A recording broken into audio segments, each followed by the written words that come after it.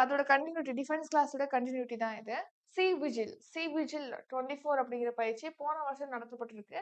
கடற்படை சார்பில தான் C vigil பயிற்சியானது நடத்தப்பட்டிருக்கு. சி விஜில் அப்படின்னும் கேட்கலாம். அல்லது கடல் கண்காணிப்பு 24 அப்படின்னும் இந்த பயிற்சியை உங்களுக்கு கேட்கலாம். சி விஜில் அப்படின்னும் கேட்கலாம். சி விஜில் எக்ஸர்சைஸ் அப்படின்னும் கேட்கலாம். அல்லது கடல் கண்காணிப்பு பயிற்சி அப்படின்னும் கேட்கலாம். அதாவது இது கடற்படை நடத்திருக்காங்க. எதுக்காகனா கடல் புறத்தை கண்காணிக்கிறது. 2008ல நவம்பர் மாதம் 26ஆம் தேதி பாத்தீங்கன்னா மும்பைல வந்து பயங்கரவாத தாக்குதல் நடந்துச்சு. அந்த பயங்கரவாத தாக்குதல் எப்படி நடந்துச்சுன்னா பயங்கரவாதிகள் கடல் வழியாக மும்பைக்குள்ள நுழைஞ்சு தாக்குதலை நடத்திருக்காங்க. அப்போ நம்மளுடைய பாதுகாப்பு வந்து கடல் பகுதியில கம்மியானதுனால தானே அவங்களால வர முடிஞ்சது. அதனால கடல் பரப்புல வந்து பகுதியில வந்து பாதுகாப்பை வலுப்படுத்தணும். இன்னொன்னு கடலோர மக்கள் இப்போ ஒரு பயங்கரவாத தாக்குதல் நடக்குதுன்னா அதுக்கு முன்னெச்சரிக்கை நடவடிக்கைகள்ல கடலோர மக்கள் வந்து ஈடுபடணும். இந்த டைம்ல என்ன பண்ணணும் அப்படிங்கறத அவங்களுக்கு தெரிஞ்சுக்கணும் இல்லையா? ஒரு விழிப்புணர்வு தேவைப்படுது இல்லையா? அதுக்காக தான் கடலோர பாதுகாப்பை வலுப்படுத்தும் வகையில கடலோர பகுதியில இருக்கக்கூடிய மக்கள், சமூகங்கள், காவலர்கள் இவங்க எல்லாருக்கும் ஒரு பயிற்சி அளிக்கும் வகையில இவங்க எல்லாரும் பங்கேற்கக்கூடிய ஒரு பயிற்சி தான் கடல் கண்காணிப்பு சி விஜில் அப்படிங்கிற பயிற்சி. போன வருஷம் நவம்பர்ல நடந்திருக்கு. போன வருஷம் நடந்தது எத்தனையாவது எடிஷன் அப்படின்னா 4வது பதிப்பு தான் போன வருஷம் நடந்திருக்கு. கடலோர பாதுகாப்பை வலுப்படுத்துறதுக்காக இந்த சி விஜில் பயிற்சி நடத்தப்படுது. இதுல யார் யாரெல்லாம் பங்கேற்பாங்கன்னா கடல் பகுதி சார்ந்த அனைவருமே மீனவ சமூகங்கள், கடலோர மக்கள், அப்புறம் பல்வேறு கடலோர பாதுகாப்பு உள்கட்டமைப்புகள் உள்ளிட்ட அனைத்து கடல்சார் பங்குதாரர்களும், அதாவது கடல் சார்ந்த அனைவருமே ஒரே நேரத்துல இந்த சிவிஜில் பயிற்சியில வந்து ஈடுபடுவாங்க. சரிங்களா? நெக்ஸ்ட் பாத்தீங்கன்னா கடல் வழியாக வரக்கூடிய ஆபத்துகளை எதிர்கொள்வதற்காக ஒரு விழிப்புணர்வை ஏற்படுத்தும் வகையில தயாராகும் வகையில தான் இந்த பயிற்சி நடத்தப்படுது. சிவிஜில் பயிற்சி. அடுத்து சன்யுக்த் விமோசன் 2024 பயிற்சி. இது ரீசெண்டா குஜராத் மாநிலத்துல அகமதாபாத் அப்புறம் போர்பந்தர் இந்த 2 இடங்கள்ல நடந்திருக்கு. யார் நடத்திருக்கா அப்படின்னா இந்திய ராணுவம் சார்பில் தான் இந்த சன்யுக்த் விமோசன் அப்படிங்கிற பலதரப்பு கூட்டு மனிதாபிமான உதவி மற்றும் பேரிடர் நிவாரண பயிற்சியானது நடத்தப்பட்டிருக்கு. பல்வேறு நாடுகள் பல தரப்பு அப்படின்னா பல நாடுகள் இதுல பங்கேற்குதுன்னு அர்த்தம். இரு தரப்பு அப்படின்னா 2 நாடுகள் பங்கேற்குது. முத்தரப்புனா 3 நாடுகள் பங்கேற்குது பயிற்சி அப்படின்னு சொல்லுவோம். இது பல தரப்பு பயிற்சி. இந்த பயிற்சியில பாத்தீங்கன்னா பல்வேறு நாடுகள் பங்கேற்றிருக்காங்க. இது எது தொடர்பான பயிற்சி? ராணுவ பயிற்சியா, கடற்படை பயிற்சியா, விமானப்படை பயிற்சியா அப்படின்னு பார்க்கும்போது இது மனிதாபிமான உதவிகள், நிவாரண உதவிகளை வழங்குறதுக்கான ஒரு பயிற்சி தான் இந்த சன்யுக்த் விமோசன். கூட்டு மனிதாபிமான உதவி மற்றும் பேரிடர் நிவாரண பயிற்சி. இப்போ சடனா இப்போ நிலச்சரிவு ஏற்படுது, புயல் ஏற்படுதுன்னா அங்க உள்ள மக்களுக்கு நம்ம நிவாரண உதவிகளை வழங்கணும், மனிதாபிமான உதவிகளை வழங்கணும். அதுக்கான ஒரு பயிற்சி.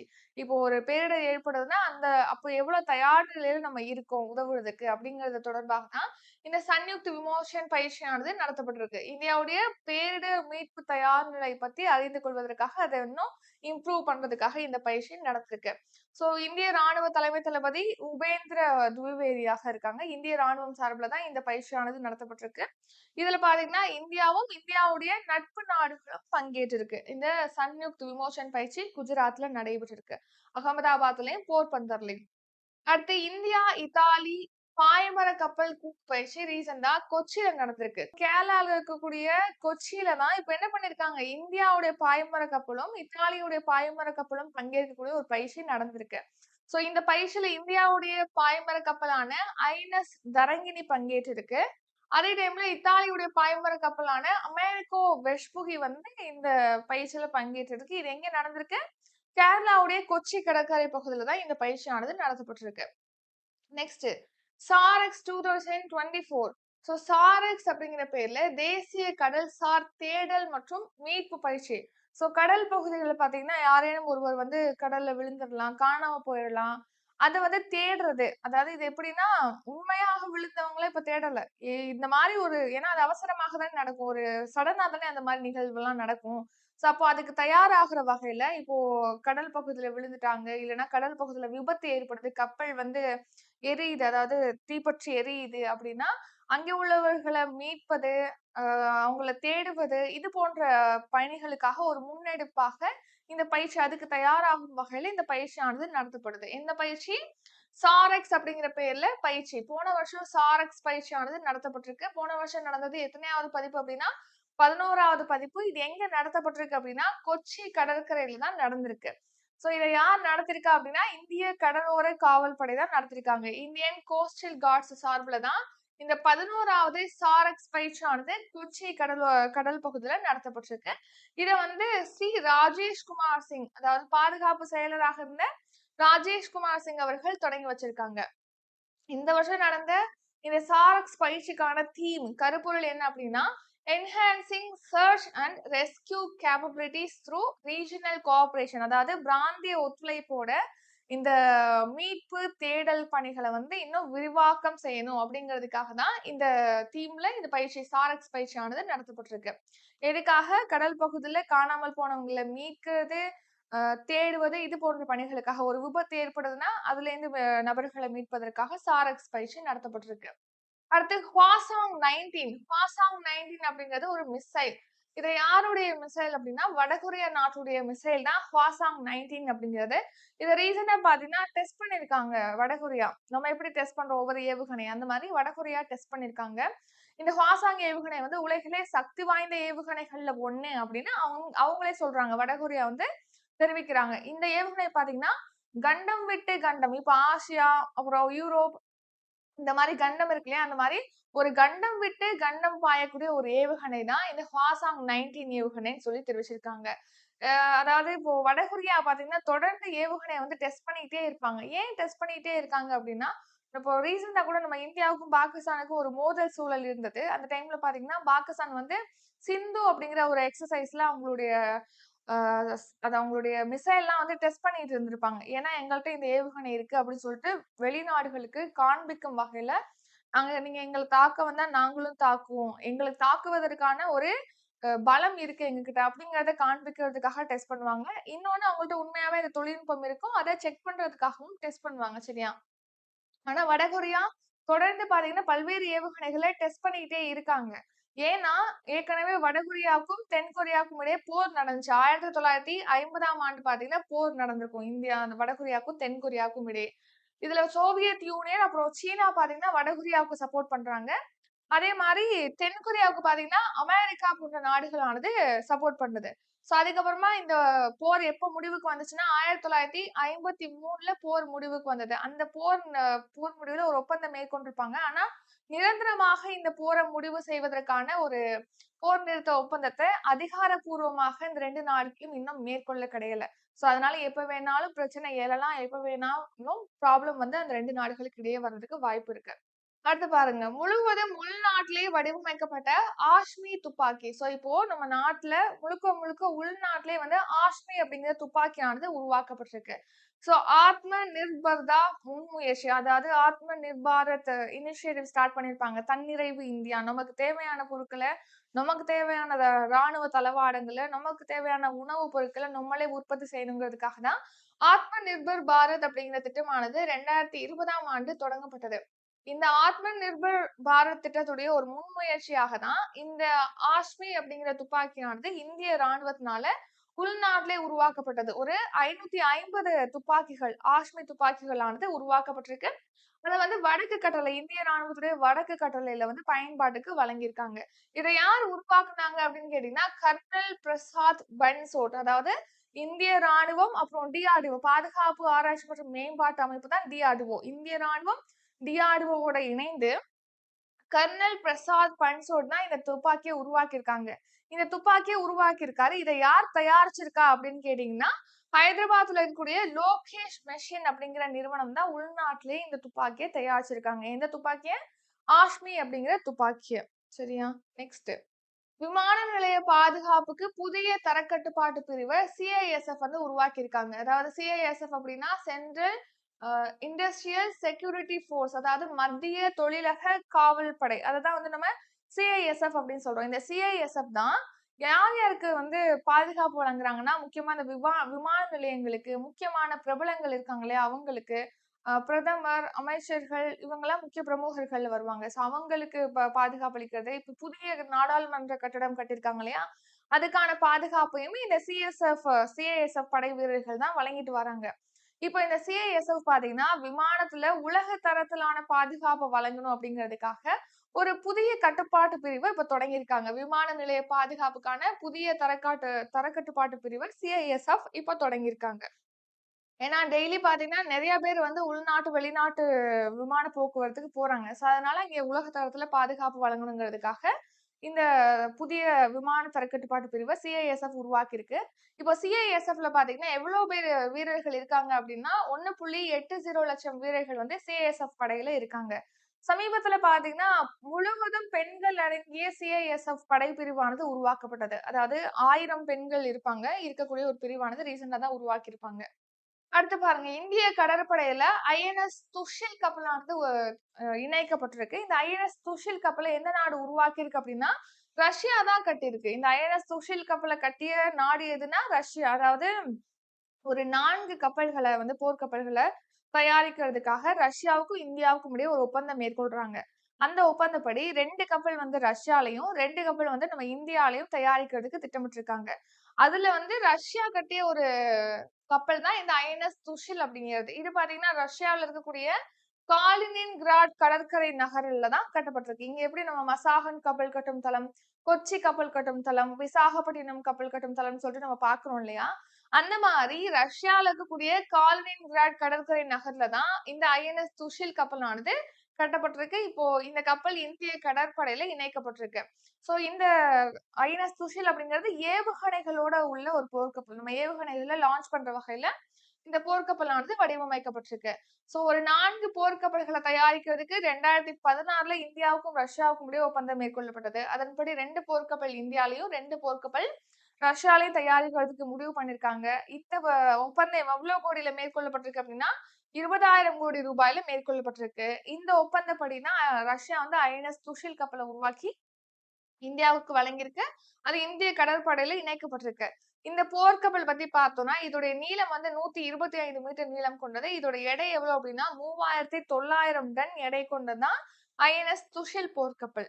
அடுத்து சுகோய் விமானங்களை வாங்குறதுக்கு HAL நிறுவனம், அதாவது ஹிந்துஸ்தான் ஏரோநாட்டிக்ஸ் லிமிடெட் நிறுவனம், அதுதான் நம்ம என்ன சொல்றோம் HAL, ஹிந்துஸ்தான் ஏரோநாட்டிக்ஸ் லிமிடெட் நிறுவனம், அதை ஷார்ட்டா HAL சொல்றோம். இந்த நிறுவனத்தோட ஒப்பந்தம் மேற்கொண்டிருக்காங்க. சோ ஹிந்துஸ்தான் ஏரோநாட்டிக்ஸ் நிறுவனத்துக்கு இருந்து 13,500 கோடி ரூபாய் செலவுல ஒரு 12 சுகோய் போர் விமானங்களை வாங்குறதுக்காகவும் அதோடு தொடர்புடைய இந்த சுகோய் விமானங்கள்ல பயன்படுத்தக்கூடிய உபகரணங்களை வாங்குறதுக்காகவும் ஒப்பந்தமானது இப்போ கையகமாயிருக்கு. சுகோய் விமானத்துல பாத்தீங்கன்னா 62.6% உபகரணங்கள் வந்து உள்நாட்டிலே தயாரிக்கப்பட்ட உபகரணங்களை வச்சுதான் இந்த சுகோய் விமானங்களானது தயாரிக்கப்படுது.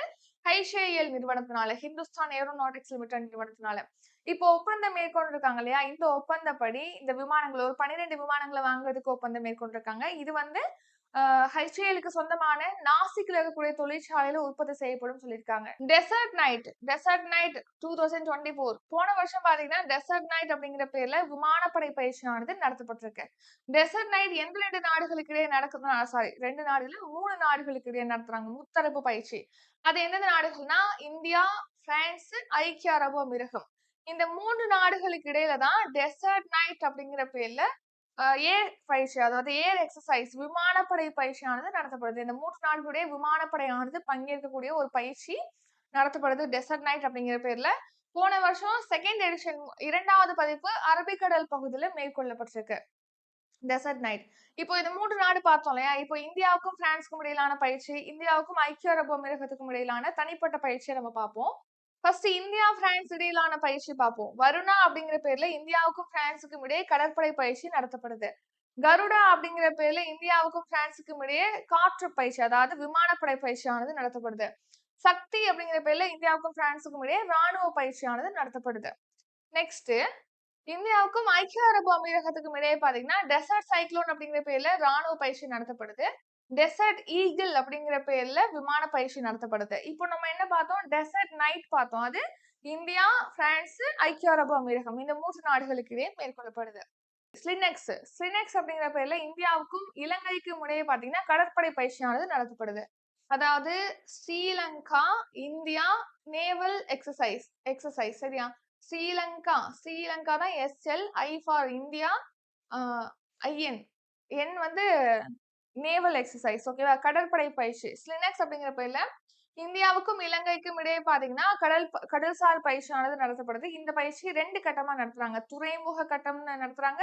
கடல் கட்டம் அப்படின்னு சொல்லிட்டு 2 கட்டமா நடத்துறாங்க. விசாகப்பட்டினத்துல இந்த பயிற்சியானது போன வருஷம் நடந்திருக்கு. இந்த ஸ்லினக்ஸ் பயிற்சி எந்த வருஷத்துல இருந்து இந்தியாவுக்கும் ஸ்ரீலங்காவுக்கும் இடையே நடத்தப்படுதுன்னா 2005ஆம் ஆண்டுல இருந்து நடத்திட்டு வராங்க.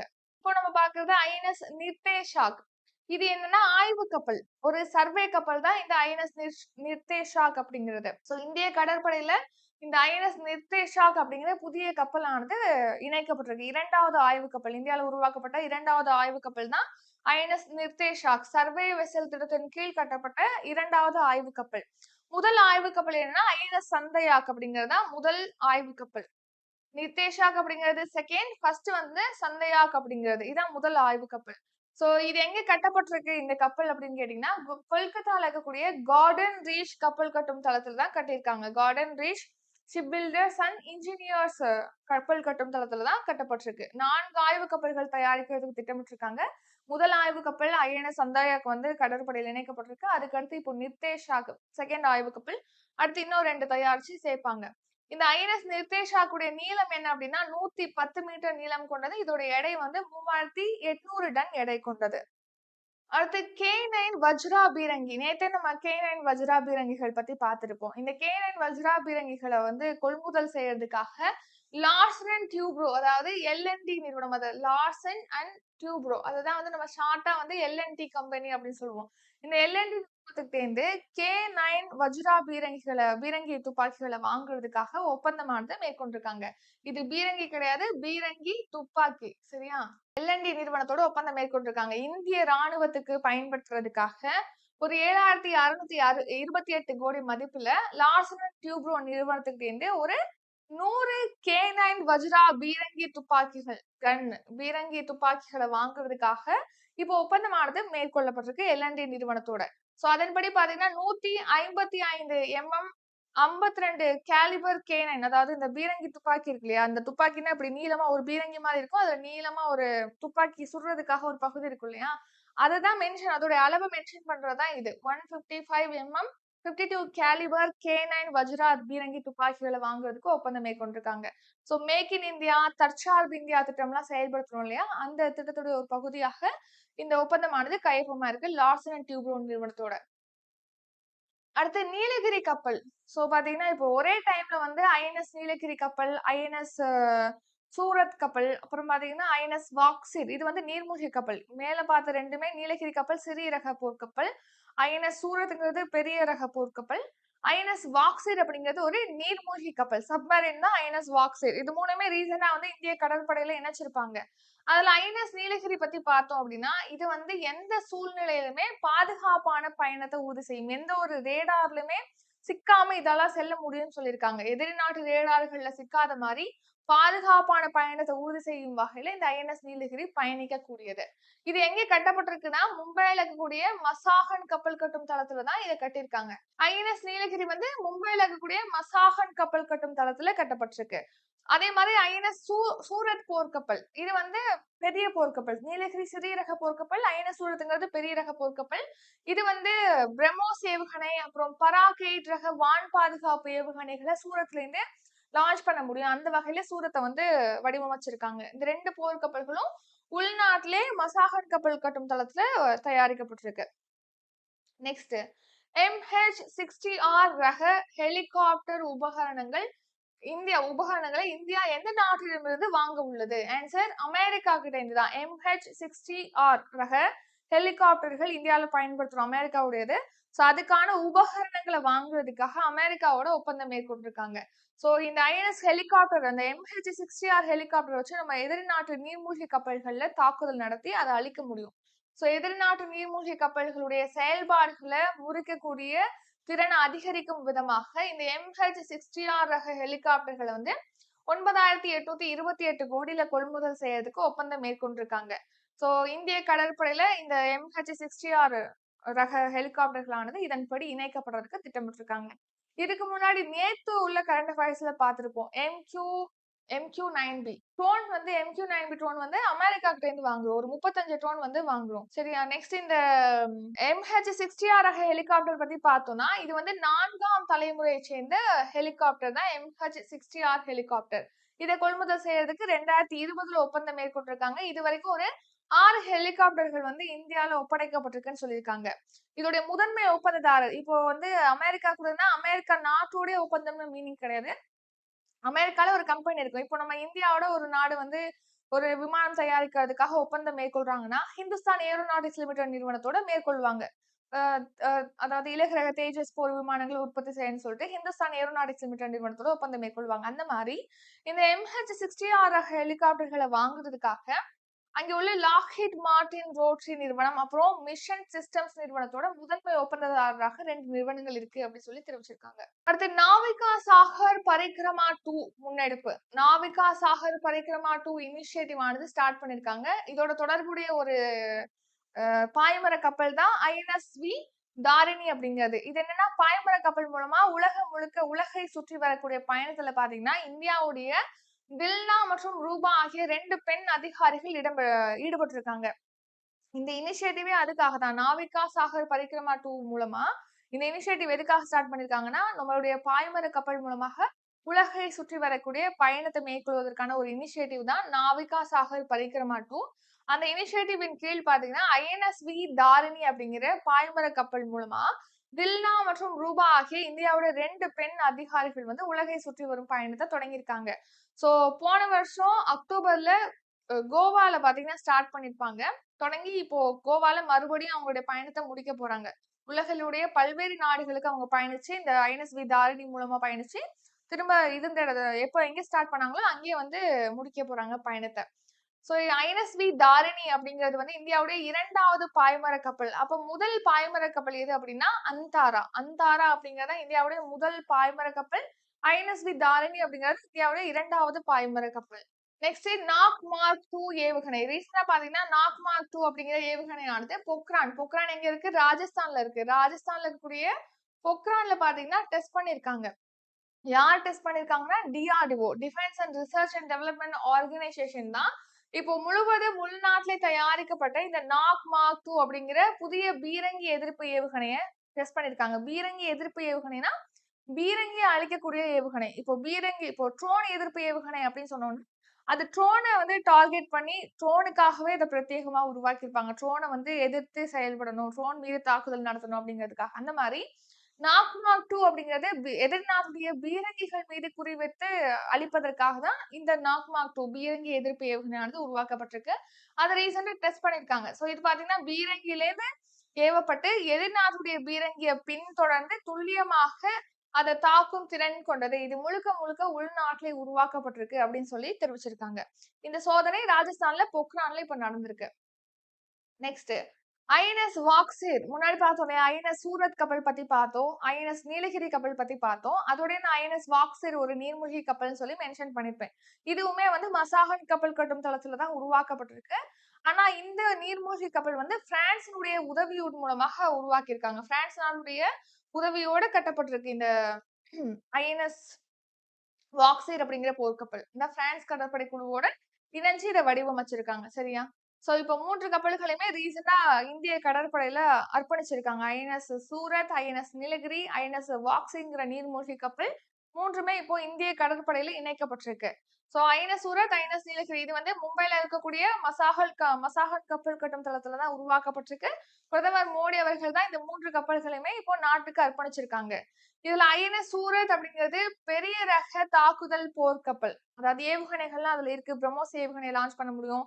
அப்படி எல்லாம் பார்த்தோம் இல்லையா? சோ இது ஒரு தாக்குதல் போர்க்கப்பல். நீலகிரி இது வந்து சிறிய ரக போர்க்கப்பல். எந்த ஒரு ரேடார்லயுமே சிக்காம இதால பாதுகாப்பான பயணத்தை இதன் மூலமாக நம்ம உறுதி பண்ண முடியும்.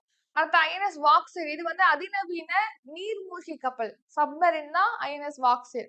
இதுல INS சூரத் அப்படிங்கிறது பாத்தீங்கன்னா P-17P அதாவது ப்ராஜெக்ட் 17P திட்டத்தின் கீழ் கட்டப்பட்ட 4வது மற்றும் கடைசி கப்பல் தான் INS சூரத். உலகிலே மிகப்பெரிய அதிநவீன அதிநவீன அழிப்பு அதாவது ஏவுகணை லான்ச் பண்ணா அழிக்கக்கூடிய ஒரு கப்பல் தான் இந்த கப்பல். அடுத்த ப்ராஜெக்ட் 17A, அதாவது P17A, இந்த திட்டத்தின் கீழ் கட்டப்பட்ட முதல் கப்பல் தான் ஐஎன்எஸ் நீலகிரி. இது வந்து சிறிய ரக போர்க்கப்பல்.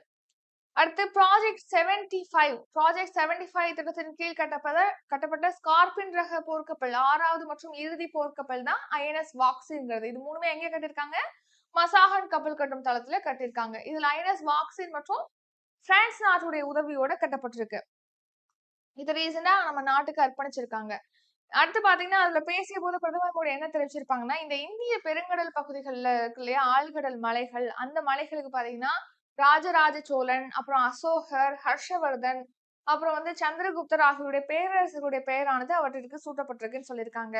நெக்ஸ்ட் பாத்தீங்கன்னா நம்ம சந்திராயன் மூலமாக சந்திரனுக்கு விண்வெளிக்கு மனிதர்கள் அனுப்புறதுக்கு திட்டமிட்டிருக்கோம் இல்லையா, ககன்யான் மூலமாக விண்வெளிக்கு அனுப்புறதுக்கு திட்டமிட்டிருக்கோம். சந்திராயன் திட்டம் மூலமாக நம்ம தொடர்ந்து மனிதர்களை வந்து கால் தடம் பதிக்கணும் சந்திரன்ல அப்படின்னு சொல்லிட்டு அந்த ஸ்கீம் செயல்படுத்துறோம். அந்த திட்டம் ஒரு மிஷன். அந்த மாதிரி இப்போ ஆழ்கடல்ல உள்ள வளங்கள் ஆய்வு செய்யறதுக்காக சமுப்ராயன் அப்படிங்கிற திட்டமானது செயல்படுத்தப்படுது. ஆழ்கடல், அதாவது கடல்ல ஒரு 6000 மீட்டர் ஆழத்திற்கு ஒரு மத்ஸ்யா 6000 அப்படிங்கிற ஒரு ஆய்வு வாகனம் இருக்கும். அந்த ஆய்வு வாகனத்துல வீரர்கள் அனுப்பி ஆய்வு செய்யறதுக்கு திட்டமிட்டிருக்காங்க. சோ கடலுக்கு அடியில 6000 மீட்டர் ஆழம் வரைக்கும் சென்று ஆழ்கடல் வளங்கள் ஆய்வு செய்யறதுக்காக சமுத்ராயன் திட்டமானது செயல்படுத்துறாங்க. அதன்படி பாத்தீங்கன்னா மத்ஸ்யா மத்ஸ்யா 6000 இப்ப எப்படி நம்ம சந்திராயன் விண்கலம் மூலமாக தானே அனுப்புறாங்க. இப்ப ககன்யான் விண்கலத்துல தானே விண்வெளி வீரர்கள் அனுப்புறாங்க. அந்த மாதிரி ஆழ்கடலுக்கு மத்ஸ்யா 6000 அப்படிங்கிற பெயரிலான ஆய்வு வாகனத்துல அந்த ஆழ்கடல்ல பயணிப்பதற்கான அந்த மனிதர்களை அனுப்பி ஆய்வு செய்யறதுக்கு திட்டமிட்டிருக்காங்க. அடுத்து டெவில் ஸ்ட்ரைக் பயிற்சி. டெவில் ஸ்ட்ரைக் அப்படிங்கிறது இந்தியா ரீசனா நடத்திருக்கு. இந்திய ராணுவ வீரர்களும் இந்திய விமானப்படை வீரர்களும் பங்கேற்ற ஒரு பயிற்சி தான் டெவில் ஸ்ட்ரைக் பயிற்சி. இது ரீசெண்டா ஜனவரியில 16ல இருந்து 19ஆம் தேதி வரைக்கும் நடத்தப்பட்டிருக்கு இந்த பயிற்சி. சோ அடுத்து இந்திய விமானப்படை பத்தி பார்த்தோம் அப்படின்னா, அது வந்து 1932ல தொடங்கப்பட்டிருக்கு. ஹெட் குவார்ட்டர் வந்து நியூ டெல்லியில இருக்கு. இதோடைய தலைமை தளபதியாக அமர்பிரீத் சிங் இருக்காங்க. அடுத்து இந்திய ஆர்மி, அதாவது இந்திய ராணுவம் பத்தி பார்த்தோம்னா, இதோடைய தலைமை தளபதி உபேந்திர துவிவேதி. இதோட தலைமையகம் வந்து நியூ டெல்லியில இருக்கு. எப்போ தொடங்கப்பட்டதுன்னா 1895ல தொடங்கப்பட்டிருக்கு. அடுத்து பிரளய் ஏவுகணை. சோ ரீசெண்டா பாத்தீங்கன்னா நம்ம 76வது குடியரசு தினமானது போன வருஷம் நம்ம கொண்டாடி இருப்போம். சாரி, இந்த வருஷம் ஜனவரி 26ஆம் தேதி வந்து 76வது குடியரசு தினமானது கொண்டாடப்பட்டது. சோ குடியரசு தினத்தன்னைக்கு பாத்தீங்கன்னா அந்த கடமை பாதை, ராஜபாதை இருக்கு இல்லையா, அங்க வந்து என்ன பண்ணுவாங்க, அணிவகுப்பு நடத்துவாங்க. அந்த அணிவகுப்புல பாத்தீங்கன்னா இந்திய ராணுவத்துடைய முக்கியமான ஏவுகணைகள், போர் விமானங்கள் இதெல்லாம் வந்து காட்சிப்படுத்தப்படும். இந்த தடவை தான் ஃபர்ஸ்ட் டைம் வந்து இந்த பிரளய் ஏவுகணை, அப்புறம் பாத்தீங்கன்னா தரையில உள்ள இலக்குகளை தாக்கி அழிக்கக்கூடிய சஞ்சய், இது வந்து பிரளய் ஏவுகணை, தரையில உள்ள இலக்குகளை தாக்கி அழிக்கக்கூடிய ஏவுகணை. அடுத்து இந்தியாவுடைய போர் கண்காணிப்பு அமைப்பான சஞ்சய், இதெல்லாமே வந்து ஃபர்ஸ்ட் டைம் காட்சிப்படுத்திருக்காங்க. அதனாலதான் இதை பத்தி பாக்குறோம். இது தவிர்த்து பிரம்மோஸ் ஏவுகணை, ஆகாஷ் ஏவுகணை, இப்போ ரீசெண்டா வந்து ஆபரேஷன் சிந்தூர் நடத்துனாங்க. அந்த டைம்ல பாகிஸ்தான் வந்து நம்ம மேல ட்ரோன் தாக்குதல் நடத்திருப்பாங்க. விமானங்கள், போர் விமானங்கள் மூலமாக தாக்குதல் நடத்திருப்பாங்க இல்லையா, அந்த தாக்குதலை முறியடிப்பதற்கு ஆகாஷ் எதிர்ப்பு ஏவுகணை அமைப்பானது பயன்படுத்தப்பட்டிருக்கு. ஆகாஷ் வான் பாதுகாப்பு அமைப்பு, இது வந்து உள்நாட்டிலே உருவாக்கப்பட்டது. அடுத்து பிரம்மோஸ் ஏவுகணை அப்படிங்கிறது இந்தியாவும் ரஷ்யாவும் கூட்டு முயற்சியில உருவாக்கப்பட்ட ஒரு ஏவுகணை தான் பிரம்மோஸ் ஏவுகணை. ஒளியை விட வேகமாக செல்லக்கூடியது. பிரம்மோஸ் ஏரோஸ்பேஸ் நிறுவனத்தினால இது தயாரிக்கப்படுகிறது. நெக்ஸ்ட் டிராபெக்ஸ் பயிற்சி. டிராபெக்ஸ் அப்படிங்கிறது பாத்தீங்கன்னா 2 வருஷத்துக்கு ஒரு தடவை நடத்துறாங்க. 2 years once வந்து இந்த பயிற்சியானது நடத்தப்படுது. இது ஒரு ஆயுதப்படை பயிற்சி. டிராபெக்ஸ் அப்படிங்கிற பேர்ல ஆயுதப்படைகளுக்கு இடையில வந்து இந்த பயிற்சியானது நடத்தப்படுது. அதாவது ஆயுதப்படைகளை ஒருங்கிணைக்கணும் அப்படிங்கிறதுக்காக இந்த பயிற்சியானது நடத்தப்படுது. இந்த வருஷம் பாத்தீங்கன்னா இந்திய பெருங்கடல் பகுதியில இந்த பயிற்சியை நடத்திருக்காங்க.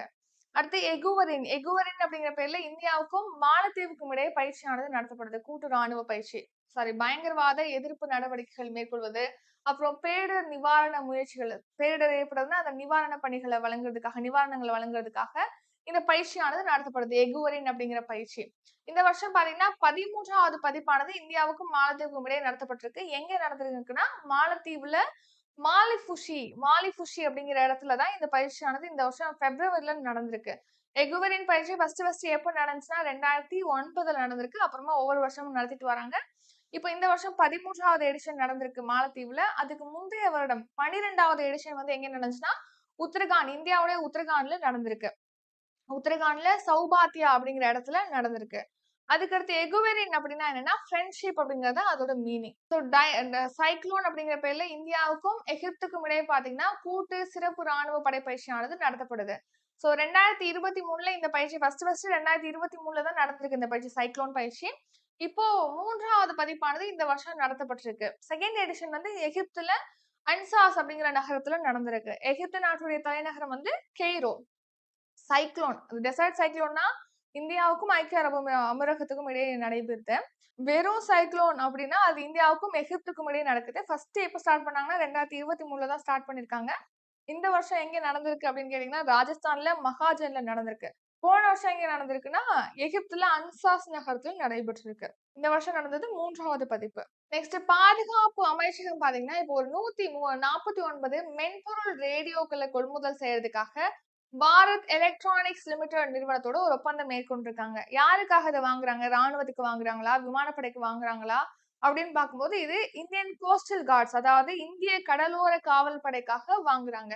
இந்திய கடலோர காவல் படையுடைய செயல்திறனை மேம்படுத்தணும், நம்பகமான தகவல்கள், முக்கியமான தகவல்களை பாதுகாப்பாக சேகரிக்கிறது, பாதுகாப்பாக உடனடியாக பகிர்ந்து கொள்வது, இது போன்றவற்றிற்காக பெங்களூர்ல இருக்கக்கூடிய பாரத் மின்னணு நிறுவனம், அதாவது பாரத் எலக்ட்ரானிக்ஸ் லிமிடெட் நிறுவனத்தோட ஒரு 149 அதிநவீன மென்பொருள் ரேடியோக்களை கொள்முதல் செய்யறதுக்காக ஒப்பந்தம் மேற்கொண்டிருக்காங்க.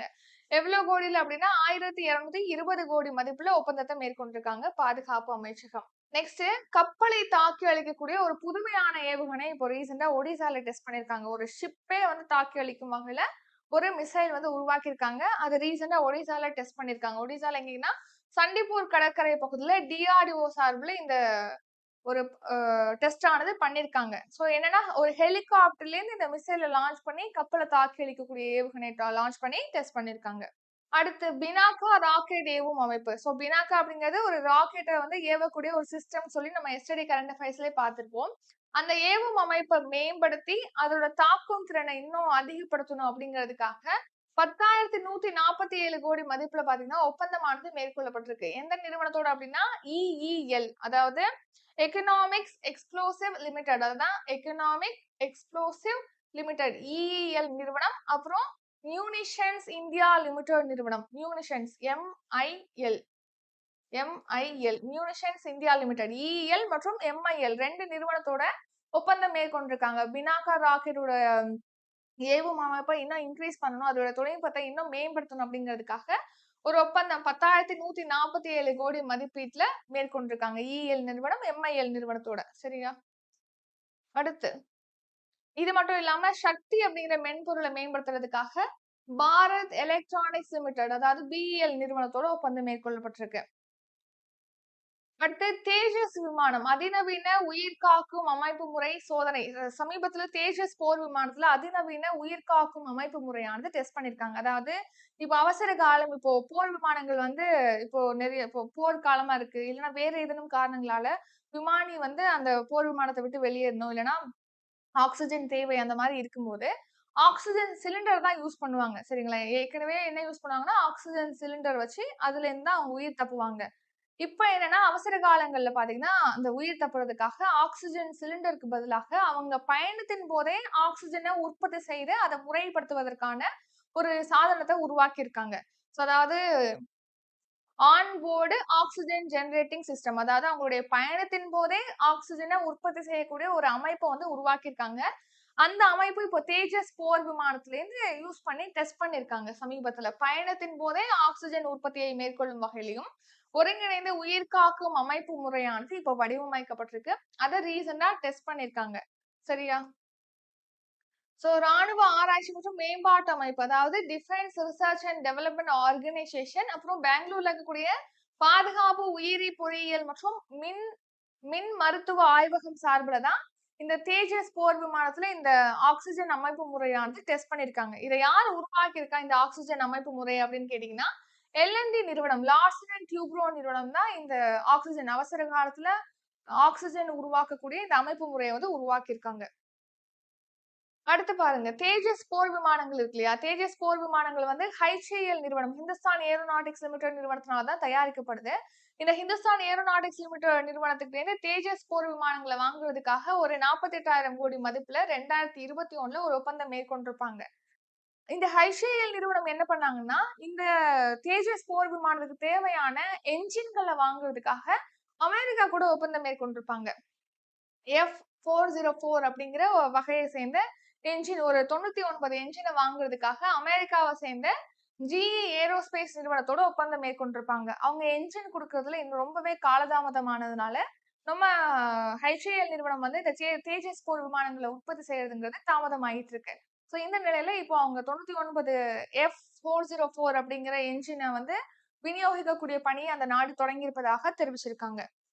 ஸோ அதிநவீன அம்சங்களுடன் கூடிய ஒரு என்ஜின் தான் F404 IN20 வகையை சேர்ந்த என்ஜின். அதை வந்து இப்போ அமெரிக்காவுடைய நிறுவனமானது HAL நிறுவனத்துக்கு வழங்கிட்டு வராங்க, விநியோகம் செய்யறாங்க. அடுத்து T-72 பீரங்கி என்ஜின். ஸோ T-72 பீரங்கி என்ஜின்களை கொள்முதல் செய்யறதுக்காக ரஷ்யாவுடைய ரோசோபோரன் அப்படிங்கிற நிறுவனத்தோடு ஒப்பந்தம் மேற்கொண்டிருக்காங்க. இந்த T-72 பீரங்கி என்ஜின் அப்படிங்கிறது பாத்தீங்கன்னா ஹார்ஸ் பவர், அதாவது 1000 ஹார்ஸ் பவர் கொண்டது அப்படின்னு சொல்லியிருக்காங்க. என்ஜினுடைய பவரை நம்ம என்ன சொல்லுவோம்? ஹார்ஸ் பவர், குதிரை திறன் அப்படின்னு சொல்லுவோம் இல்லையா? அந்த மாதிரி ரோசோபோரன்ட்டேருந்து T-72 ரக இன்ஜின்களுடைய பீரங்கிகளுடைய இன்ஜின்களை வந்து வாங்குறாங்க. அது எவ்வளவு ஹார்ஸ் பவர் கொண்டது அப்படின்னா 1000 ஹார்ஸ் பவர் கொண்டது. அடுத்து அஸ்வினி ரேடார்களை கொள்முதல் செய்யறதுக்காக பாரத் எலக்ட்ரானிக்ஸ் லிமிடெட் நிறுவனத்தோட ஒப்பந்தம் மேற்கொண்டிருக்காங்க. ஸோ அஸ்வினி ரேடார் இது பாத்தீங்கன்னா லோ லெவல் டிரான்ஸ்போர்ட்டபிள் ரேடார், ஈஸியா நம்ம வந்து இன்னொரு இடத்துக்கு கொண்டு போகக்கூடிய ஒரு ரேடார் தான் அஸ்வினி ரேடார். அதுதான் இப்போ 2,906 கோடியில வாங்குறதுக்கு பாரத் எலக்ட்ரானிக்ஸ் லிமிடெட் நிறுவனத்தோட நம்ம பாதுகாப்பு அமைச்சகம் ஒப்பந்தம் மேற்கொண்டிருக்காங்க.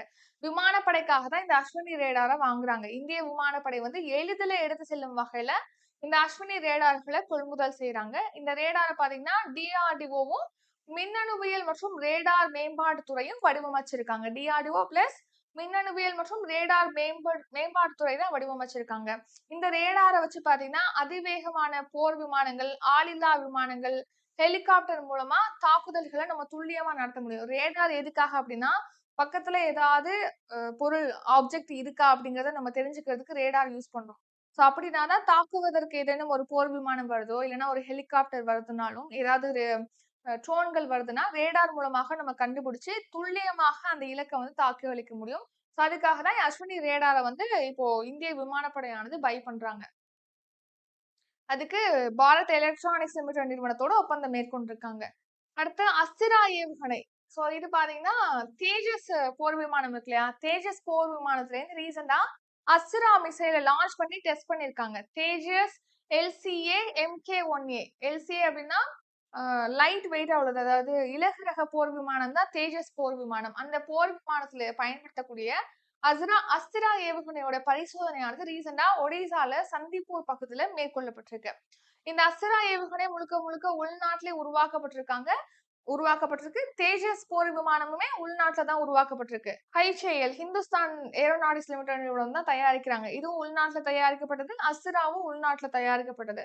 அஸ்திரா பாத்தீங்கன்னா வானத்துல இருந்து ஒரு 100 கிலோமீட்டர் தொலைவுக்கு மேல பாய்ந்து வானத்துல உள்ள இலக்குகளை தாக்கி அளிக்கும். Air to air missile Astra. வானில் உள்ள இலக்குகளை வானிலிருந்தே தாக்கி அழிக்கக்கூடியது. இதை வந்து DRDO பாத்தீங்கன்னா வடிவமைச்சிருக்காங்க, defence and research and development organisation. அடுத்து பீரங்கி ராணுவ வாகனங்கள் வாங்க எந்த நிறுவனத்தோட ஒப்பந்தம் மேற்கொள்ளப்பட்டிருக்கு? ஆன்சர் பாரத் ஃபோர்ஸ், அப்புறம் டாடா அட்வான்ஸ்டு சிஸ்டம்ஸ். இந்த 2 நிறுவனத்தோட தான் 6,900 கோடியில பீரங்கிகள் வாங்குறது அப்புறம் ராணுவ வாகனங்களை வாங்குறதுக்காக ஒப்பந்தமானது இப்போ கையொப்பமாயிருக்கு. எவ்வளவு கோடியிலன்னா 6,900 கோடியில.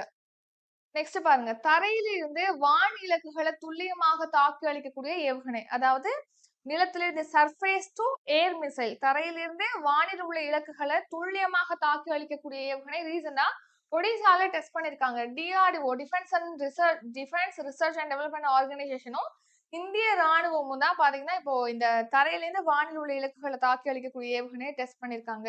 ஒடிசா கடற்கரை பகுதியில சந்திப்பூர்ல தான் இந்த சோதனையானது மேற்கொள்ளப்பட்டிருக்கு.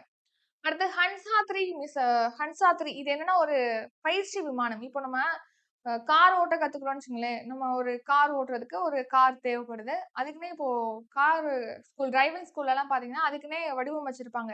இந்த சைடு வந்து கிளட்ச் இருக்கும், ஆக்ஸலரேட்டர் இருக்கும், பிரேக் இருக்கும் ஓட்டுற இடத்துல. அதே மாரி பக்கத்துல சொல்லிக் குடுக்குறவங்க உட்கார்ந்திருப்பாங்க இல்லையா? அங்கேயும் வந்து என்ன குடுத்துருப்பாங்க, பிரேக் குடுத்துருப்பாங்க, கிளட்ச் குடுத்துருப்பாங்க. அதுக்காகவே வடிவமைச்சிருப்பாங்க. உங்களுக்கு வந்து சொல்லிக் குடுக்கணும் அப்படிங்கிறதுக்காகவே. அந்த மாரி தான் பயிற்சி விமானம். விமானிகள் வந்து ஒரு விமானத்த குடுத்து அவங்களுக்கு பயிற்சி குடுக்குறோம்னு வச்சுக்கங்களேன். கார் ஓட்டுற மாரி ஈஸி கிடையாது விமானம்ங்கிறது. ஸோ அப்போ பயிற்சி மேற்கொள்வதற்காகவே 2டே 2 இருக்கைகள் கொண்ட ஒரு பயிற்சி விமானம் தான் இந்த ஹன்சா 3 அப்படிங்கிறது. ஸோ ஹன்சா 3 அப்படிங்கிறது அடுத்த தலைமுறை நெக்ஸ்ட் ஜெனரேஷன சேர்ந்த ஒரு பயிற்சி விமானம். 2டே 2 இருக்கைகள் தான் இருக்கும் அவங்களுக்கு பயிற்சி மேற்கொள்வதற்காக. முழுமையாக உள்நாட்டிலே இது வடிவமைக்கப்பட்டிருக்கு. உள்நாட்டு தொழில்நுட்பத்த பயன்படுத்தி தான் இந்த விமானமானது தயாரிக்கப்பட்டிருக்கு. இந்த மாரி ஒரு பயிற்சி விமானம் வந்து உள்நாட்டுல தொழில்நுட்பத்த பயன்படுத்தி தயாரிக்கப்படுறது இதான் ஃபர்ஸ்ட் டைம். சரியா? ஸோ 2 இருக்கைகள் தான் இதுல கொண்டிருப்பாங்க. பெங்களூருவ சேர்ந்த பெங்களூர்ல இருக்கக்கூடிய அறிவியல் மற்றும் தொழில்நுட்பத்துறை ஆராய்ச்சி கவுன்சிலும், தேசிய விண்வெளி ஆய்வகங்களும் சேர்ந்து தான் உள்நாட்டிலே இந்த ஹன்சா 3 பயிற்சி விமானத்த உருவாக்கியிருக்காங்க. உங்களுக்கு எப்படி கேட்கலாம்னா, இந்த ஹன்சா 3, ஆகாஷ் இப்படி குடுத்து உங்களுக்கு பொறுத்துகள பயிற்சி விமானம், ஏவுகணை, பீரங்கி துப்பாக்கி அந்த மாரி உங்களுக்கு கேட்கறதுக்கு வாய்ப்பு இருக்கு. சரி அந்த மாரி டைப் ஆஃப் கொஸ்டின் வந்து வந்திருக்கு. அந்த மாரி பார்த்துக்கங்க. இப்போ உங்களுக்கு கொஸ்டின்